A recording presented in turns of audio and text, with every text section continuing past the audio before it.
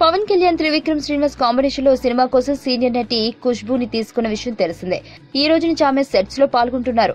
ప్రస్తుతం పవన్ ఖుష్బూ కాంబినేషన్ లో వచ్చే సన్నివేశాలని తెరకెక్కిస్తున్నారు. ఈ విషయాన్ని ఖుష్బూ స్వయంగా వెల్లడించారు. పవన్ కళ్యాణ్ సినిమా సెట్స్ కి వచ్చానని, మొదటి రోజు స్కూల్ కి వెళ్లిన అనుభూతి కలిగిందని ట్వీట్ చేసింది.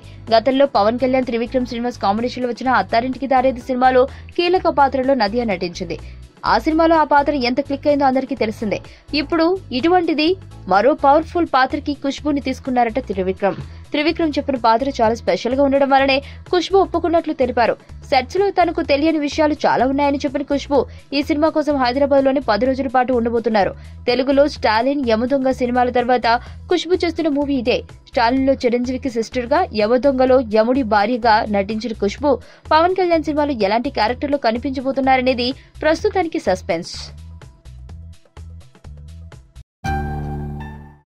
నా పేరు ధనుష్ రిషి.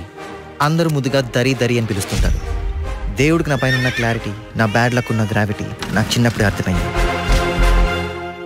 నా లైఫ్లో లక్ ఫ్యాక్టర్ రాంగ్గా ఉండొచ్చు, కానీ లవ్ ఫ్యాక్టర్ మాత్రం చాలా స్ట్రాంగ్గా ఉంది. ఒక మనిషి చేయి చూసి తన జాతకం మొత్తం చెప్పేయగలను.